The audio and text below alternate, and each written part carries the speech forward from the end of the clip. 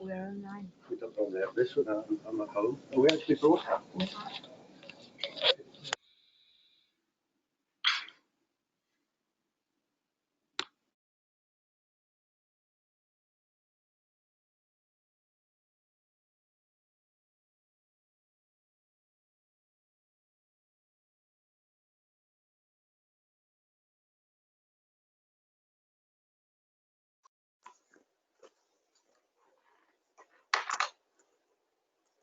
So good morning everybody, and good afternoon to our colleagues in Southeast Asia. Apologies for the delay, we had a slight technical issue there. My name is Paul North, I'm from the UK-ASEAN Business Council, and I'm joined today by our events manager Veronica, who has been behind organising today's event.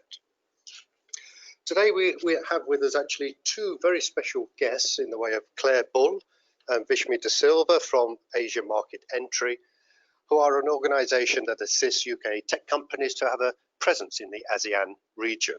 And we'll be talking to the two girls very, very shortly. Just to let you know that you can send in at any time questions through the question box in the lower right-hand side corner of the webinar dashboard. And we will endeavour to answer those either during the half-hour conversation or webinar, or at the end of that, and if we can't get through all the questions that we have from you, certainly we will be getting back to you. Just to start by saying that we, UK-ABC, help companies of all sizes build new contacts, we provide market insights, and we raise the awareness of the vast commercial opportunities in what is the fastest growing region in the world. We also bring ASEAN to the UK through a sustained calendar of events. So please watch this space, and I do encourage you all to visit our website, ukabc.org.uk. There's a huge amount of information on ASEAN, along with all our forthcoming events program. So without further ado, I'd like to introduce Claire Bull and Vishmi de Silva from Asia Market Entry. Hi girls, how are you? Good, thank you. How are you, Paul? Hey guys. Hi Yeah. everyone. Hi. That's great. We have you on screen now, and I'm assuming everything is good in Singapore. A nice day as usual. Actually, very rainy. It's been very rainy at the moment. It's actually quite cool for Singapore. Yeah, it's probably dropped to as low as 26 degrees, which is very cold. People are bringing out their sweaters. Yeah, 26 is the summer days here, of course, as you well know. But great to have you both here. Yeah, just a little bit, introduce yourselves and tell us a bit about Asia Market Entry and what you do. Yeah, absolutely. So my name is Claire Bull. I work in business development and marketing here at Asia Market Entry. I've been living in Singapore for about 2 years now, and as you can probably tell, originally from Australia, from Melbourne. And what we do at Asia Market Entry is help tech businesses from the UK and globally really to move into the Asian region with what we call a soft landing. So obviously when you think about moving into the Asian region, there's a few different ways to move into the market, and we'll talk about them a bit later. But we try and offer an option to businesses where we can actually help you build a pipeline in market and do business development activities by being card-carrying pseudo representatives of your company in Asia. And a lot of my role is around helping people work on their value proposition and messaging, because as we know, Asia is a completely different market with a lot of different countries here in ASEAN, and we want to make sure that your messaging and value proposition works in Asia. So that's a lot of what I do here. And me, I've been in Singapore now for about 12 years, again from Australia, but from the West Coast, from Perth. I started a corporate services company about 10 years ago, helping bring mainly Australian and New Zealand companies into Asia, but more from a legal point of view, so company incorporations, back office, accounting, and that type of thing. And then about 3 or 4 years ago, I stepped into a government role, and I acted as trade director for the Victorian state government, so Melbourne, where Claire is from. And then I joined our managing director just over a year and a half ago to set up Asia Market Entry and sort of bridge the gap between bringing companies and private companies up here, but also working with government to be able to leverage on what opportunities they have as well. Yeah, because I mean, a big thing, and you know, you guys are part of that, is that there's actually a lot of help and assistance available from DIT and UK-ASEAN and organisations like yourself that companies can tap into, and that's what we encourage everyone we speak to do before they even speak to us or in conjunction with speaking to us. Yeah, we can talk a little bit more about those scenarios and what's on offer. We do all know that there is a huge amount of sector opportunities across ASEAN, but just give us a little bit of an idea about the tech sector in ASEAN and the opportunities that are available for UK exporters. Yeah, absolutely. And I mean, it is actually, it's difficult because sector by sector it varies, but a lot of the tech opportunities that are in the UK are similarly available here in Asia. I mean, especially in the more developed markets like Singapore and Hong Kong. But we do find, particularly in the fintech space, for example, there are opportunities across the ASEAN region because, as you know, there's countries that are going from being almost completely unbanked and not financially savvy to leapfrogging Western nations in how they're running their banking, finance and payments area. So that's an area where we've seen a lot of growth. Another area which we've seen a lot of growth is in medtech.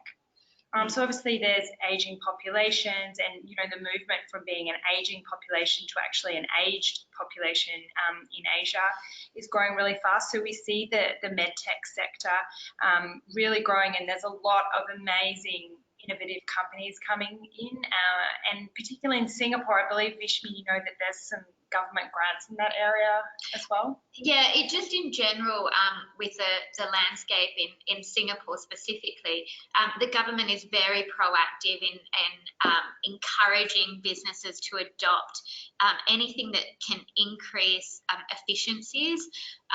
Singapore is a very small country, and access to labour is often difficult. A lot of it is migrant workers or expats. So the government is really pushing to encourage businesses to adopt anything that can increase efficiencies and decrease the need for importing in labour. And as Claire mentioned, yes, there are a lot of government grants associated with that as well. Quite good grants in some instances. Yeah, and I think it's kind of difficult to do a kind of general statement because the things that are growing in, you know, Myanmar and the Philippines are very different to the things that are growing in Singapore and Hong Kong. So I wouldn't say it's region-wide, but I would say region-wide is that we've worked, you know, with a lot of tech companies in all sectors, and there has been a place or a country across the ASEAN region where they've really been able to grow their business. We haven't met with anyone where we've come to a position that, you know, the market isn't ready because, you know, there's always going to be businesses within the market that are ready for tech solutions. It is in some cases a little bit behind, but not in all cases. As I said, in fintech, sometimes the Asian nations are actually quite far ahead. Yeah, that's brilliant. And we'll come to those scenarios I mentioned before, but you know, companies need to get into the market. And as you mentioned before, there's a few organisations, including ourselves, that can help companies get into those marketplaces. I mean, how is AME different to those other organisations offering market entry services? Well, what I'll do, Paul, is I'll speak to like the different scenarios I've been in myself in Asia. So one is as a trade director, I would often see and help companies come in and do some business matching.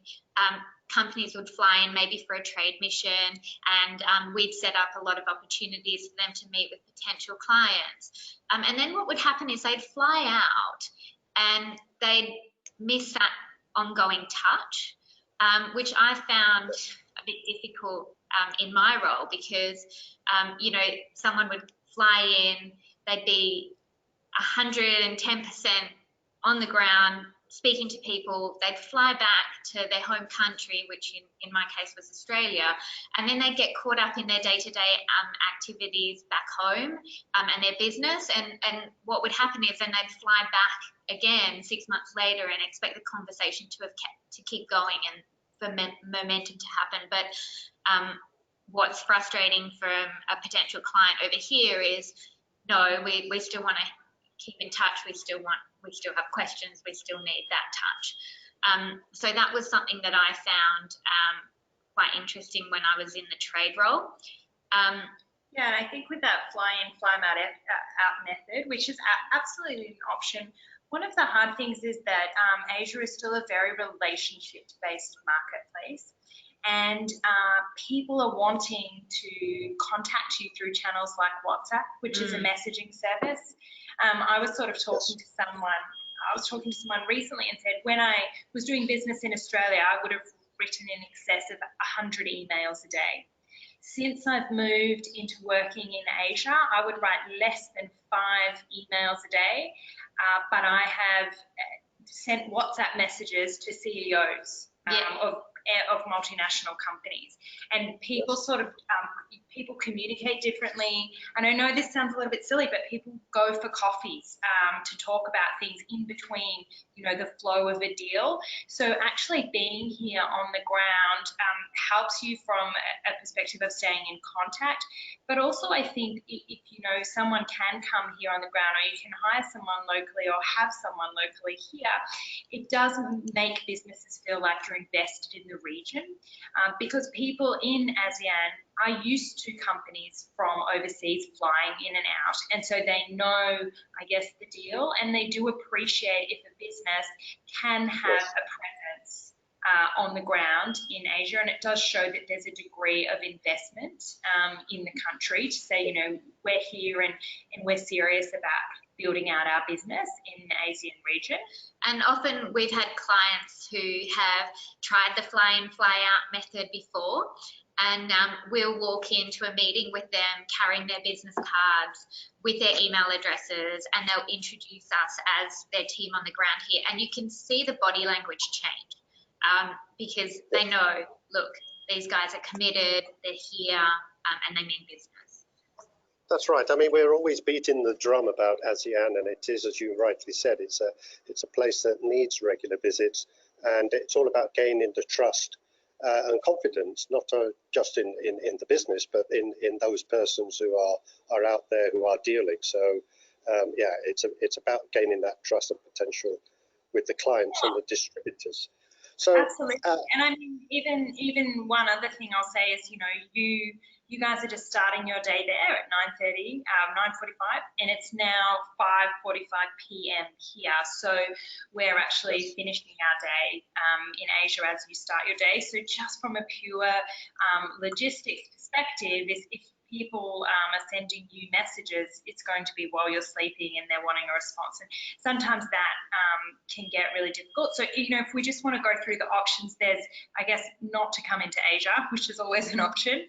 There's flying in and flying out, which we've discussed. And then there's probably a couple of other ones. One would be that you relocate someone from your head office business into Asia. And I just think we should touch on that quickly because, you know, that is absolutely an option, bringing someone, a trusted member of your team in the UK over into Asia. One issue with that is, I guess, the costs involved in setting someone up, and the schooling here is expensive, and a few different things, but also the support for that person, because we've seen a few customers of ours that have had a successful engagement with us and relocated someone, and they've kind of got onto the ground in the region and sort of sat on their chair and said, oh my goodness, now what do I do? Now who do I call? I kind of don't have the support of my head office. So, you know, are you able to do that, Claire? Are you able to support companies when it comes to relocation into the region? Yeah, absolutely. So, I mean, it's not necessarily our core business of what we do, but what we do is work with a range of partners to help people relocate. So I guess what we're wanting to do is actually help you build a pipeline for your business so that you have the business case to relocate someone into the market, so that you're not kind of just relocating someone and hoping it works. You'll be relocating someone with a defined pipeline of leads and business development, so they have people to go and see once they arrive in country. Yeah, so I've had instances with potential clients or clients that I've helped incorporate companies for in the past, and what they've done is they've incorporated and they've flown someone over who's been with their organisation for years and is a trusted member of the team, like Claire mentioned.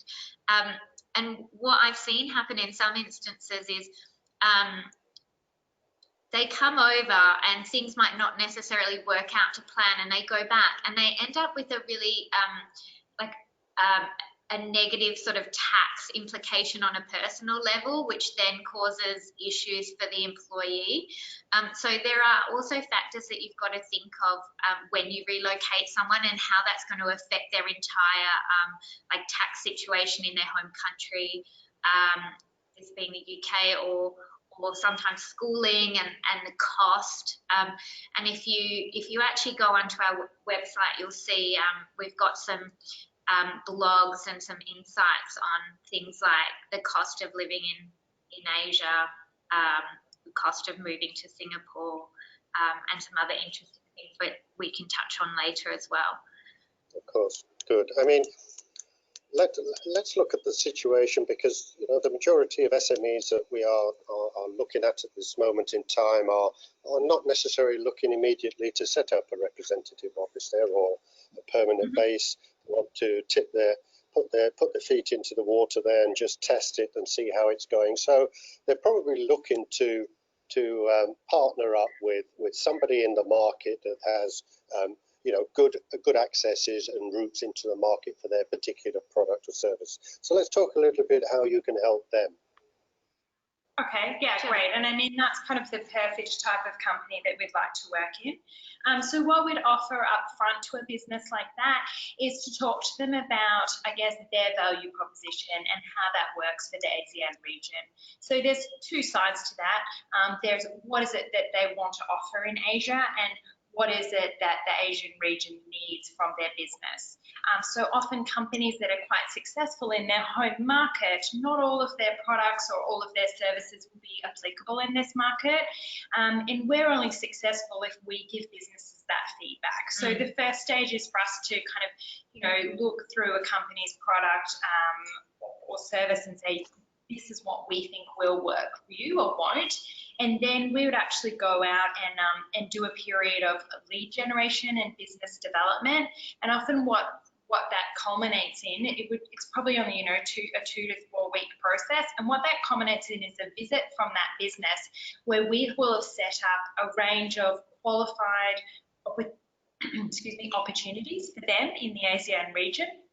So they're able to choose the countries which they would like. You can have 1 or 2 or 10, however many countries they're interested in, and we will set up a range of qualified meetings so they can come and spend a week wherever it is in the ASEAN region, meeting companies that there would be an opportunity for them to do business with. And during that time, we actually our business development managers sit next to them and listen to them sell their product. We listen to how they speak about their product. We listen to the objections and the questions that come up from their customers, and we learn all about their product intimately during that week. And then after the UK business goes back to the UK, we then do the heavy lifting for those deals. So we will then follow up. We'll go and meet these people for coffees afterwards. We'll be, messaging them, moving things along, just letting them know we're still here, sending any materials, and also be able to then continue to do lead generation and qualify more meetings because we really understand about the product or service that we're selling. And then, those engagements can go a variety of different ways, but that's the common sort of initial, probably 3 3-month phase, I would say, that we work on of doing lead generation and business development. So as part of that, we would have email addresses from the business. We'd have cards and titles, business cards and titles from the business.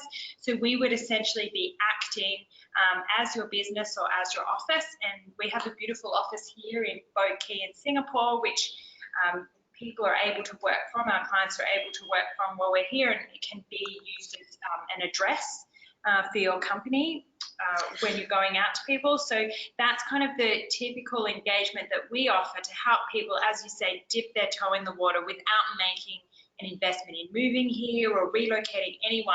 It's really just a way to test the market and quickly find out if there is a commercial viability and a pipeline to be built here in the region. So one thing to note, Paul, because we deal with tech companies and we understand that like there's some technical pre-sales and a lot more technical knowledge that sometimes needs to be included when we're going out and talking to people about companies.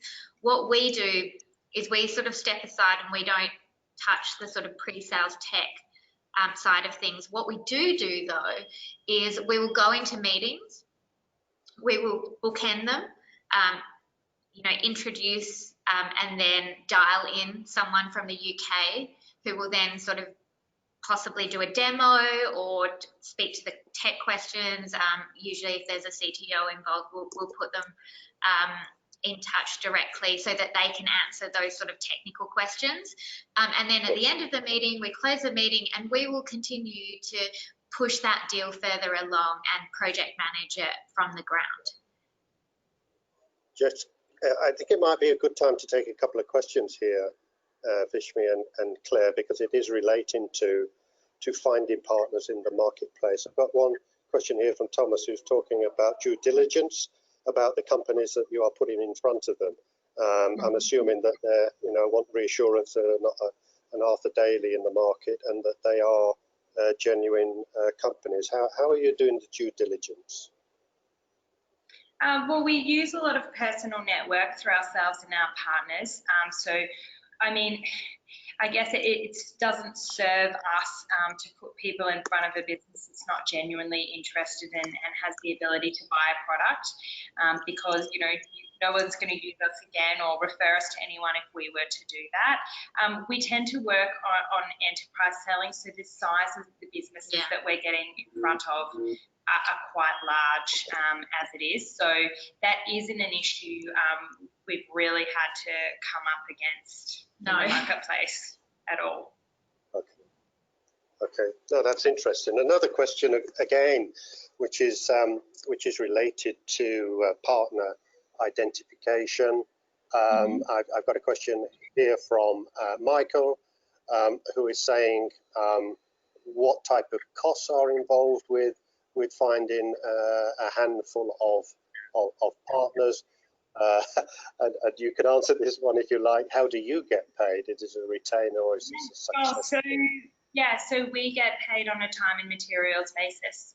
So we would set out a scope of work to say this is how many days we think it is to get you this many meetings with this many businesses, and it's different. It's different for everyone. It depends on the number of countries that you'd like to do it in, and then I guess the seniority of person that you want to get involved. But we have a scope of work and we'd be more than happy to share our scope of work for a particular business after a meeting. That's how it works. It's not a commission only thing. We do charge commission on deals won or channel partnerships signed. But yeah, it's all based on a scope of work which is unique to every customer that we work with. Yeah, so one thing to... Is there any sort of guidance you can give on an average cost for a 3-month introduction? No, we couldn't, because I mean, some companies, it depends on their appetite for how many meetings they want to get. Do you know what I mean? If you've got a lot of money, we can get you a lot of meetings.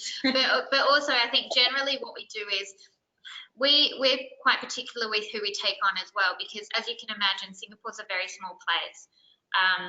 and we do use our personal contacts a lot. So what we tend to do is we will sort of meet with the client, work out what it is their product or service, usually a product is, and then we tend to focus first on Singapore alone, which then brings a scope of work a lot tighter, and we focus on Singapore, and maybe, you know, like 10 to 20. We try and sort of use 1 week of that person's time in Singapore. So it may be, you know, a couple of meetings a day, and that's what we sort of work towards. But that's not a big figure. No, it's not a mass. I mean, because we're working with SME businesses, we're not working with multinational corporations, so we understand that there is a budget involved for everyone. Yeah, I mean, it all goes down to really the budgeting and you know, justifying that sort of cost to management, because it is something that companies do need to think about, and maybe some companies do leave that out regarding the cost of getting into marketing, particularly ASEAN, where you've got to move in a few times into ASEAN before anything else. I mean, it's interesting that, you know, when the guys are out of market, you are continuing then to follow up on that potential partnership. What's the next step from there? Because the guys have got to come back again, they've got to start talking. At the end of the day, they want to sign a piece of paper with a potential partner, don't they? Yeah, so I mean, no, they actually don't need to come back, because we, a lot of our clients, we act on their behalf and sign deals for them, because once we've worked with a business for 3 months or more, we actually end up, you know, knowing quite a lot about that business and being able to confidently talk about it. So it's not often the case where they do need to come back. Some businesses, I mean, a lot of businesses lately, we've done a great job for them, and they've kind of said, thank you very much, we're now going to move and start and set up. So we almost do ourselves out of a job if we do a really great job. Other businesses, and this tends to be mainly from the US rather than UK, have actually kept us on. So almost kind of Shudo appointed us as the managing director in Asia Pacific, and we've essentially just running the sales function of their company, managing the partners. Yeah, and managing all of their partners for them on an ongoing basis. A couple of our clients have been with us up to sort of 2 years doing that. So it really depends on, we'll build the pipeline, and then it's up to the business in the UK to choose, do they want us to stay on with them, or do they want to move someone over, or would they like help hiring someone locally? It really just gets them to a decision point to feel comfortable with, yes, we're ready to move into the ASEAN region, we can see a defined pipeline there, and then that's another decision point for them into what do we want to do next and how do we want to approach it. Yeah, and it also depends on the product. So like in the last 6 months, Claire, I think we've had one company, or actually 2 companies that have had, say, like a 3 months, a typical sort of small engagement for us is 3 months, and we've had 2 companies that I can think of off the top of my head that after a 3-month period have actually moved people over. The outreach that we have provided and the meetings that we've set up have actually meant that one of them actually had a deal out of it, or maybe 2 of them did, but it warranted the move over. So that to us is a job well done. We've proven that there's a market here in Asia, and then they've, as a company, decided that they are going to invest in Asia. So that's a couple of examples where, yes, they've been great products. The market has needed what the solution that they have, and things have gone really well. We've had other clients that have been, I can think of one in particular that was more in the safety space, which Asia's a little bit behind on. So, you know, they came and we assessed the market for them, and what we felt was, yes, there is a market, but we need to, or the company actually needs to do a little bit more education before there's going to be adoption. So that's an example of a company where we've sort of had an engagement and then said, great, but we think you need a little bit more time. And then, as Claire said, we've had companies that have, you know, come on, done a 3-month engagement, that's turned into a year, that's turned into 2 years, and, you know, we've just signed a 3rd year with them. And again, in some instances, they will actually relocate a technical pre-sales person into market or a technical person into market. So that's a bit of a hybrid where we're still doing the business development, but they've warranted bringing a technical person into market as well. I think it's a very, very interesting proposition for companies looking to get into the market and set up with a partner. And I think we could certainly speak a lot more about this one, but time is flying. And we do have some more questions in. One is about, and I don't necessarily want you to answer this one because I know the answer, but it would be a good opportunity to get back to the guy who is asking this one, because he's asked if you're only working in ASEAN. Well, we are ASEAN, and I do know you work in other regions, so I'll let you get back to that particular guy on how you could probably help in some other parts of the world as well. But as I say, time is flying. Finally, between you, could you sort of really give your 5 top tips and advice for exporting companies wanting to pursue the opportunities in ASEAN? So I guess top tip would be around understanding the complexities and really understanding that, you know, although ASEAN is maybe a geographic small region, there are several different countries, which means different currencies and different regulations in each of those countries and different cultures. And it really, you know, you really can't unfortunately look at the whole region as a whole. You need to look at it as per country you'd like to enter. Also, the second thing is to really consider your options that we've talked through. So as I said, do nothing, fly in, fly out, relocating someone trusted from your organization, incorporating and hiring locally, or working with someone like us and outsource business development. So really consider all of those options before you make the move. And the third one, which, you know, is really personal to me, is around localizing your messaging and value proposition. So some of the pain points that your customers might feel in the UK are not necessarily the same pain points that are going to be felt by them in the ASEAN region. So I think that, you know, those are my top 3, and I think Vishmi's got another couple. Yeah, okay. So I guess from my experience as a trade director, I would say build your pipeline before you set up an office. And then again, I pull back, incorporating a company, for example, in Singapore is very easy, but winding it up can take up to and sometimes even more than a year. So before you make that step, just make sure that you've assessed the market and you know that there is something there for you. The other thing is considering partner opportunities.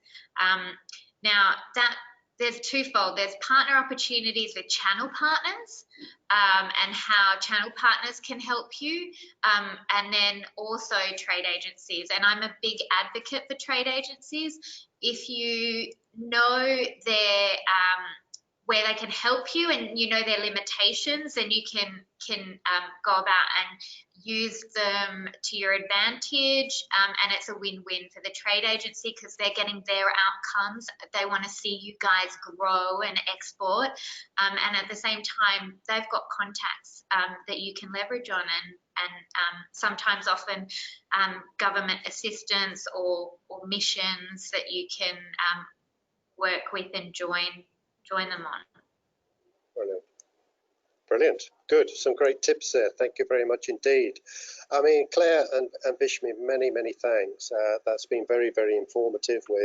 We've really got to the 30 minutes of our webinar here. So again, many thanks, and I'll start to bring the webinar to a close. So I'd like to thank everybody for listening in.